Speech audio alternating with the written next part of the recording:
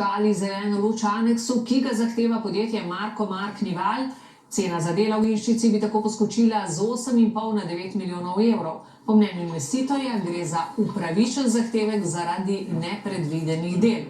To pa ne bi bil prvi aneks, 3 so bili sprejeti že v času gradnje dostopnih cest. Jaka Vran. Več 100 milijonski projekt drugega tira bo, kot kaže, nekoliko dražji, konkretno za pol milijona evrov.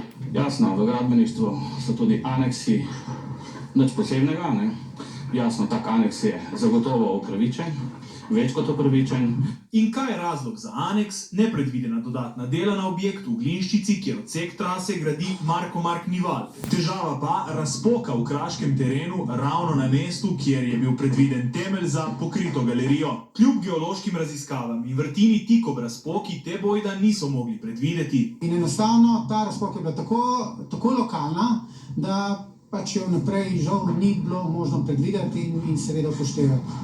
Posledica tega pa je bila potreba po preprojektiranju temeljenja. Namesto tik pod površino so morali izvajalci globoko v temeljenje in od tukaj tudi razlika v ceni. Spravo gradili smo 6 pilotov, FI 160, predvideno je pa bilo plitvo temeljenje.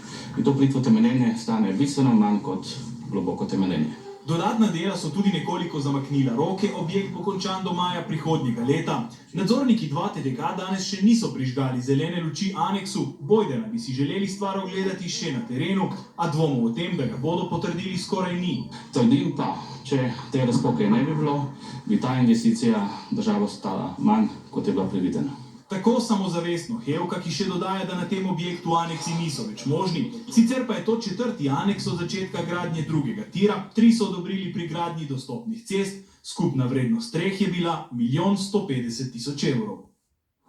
V slabih 2 letih od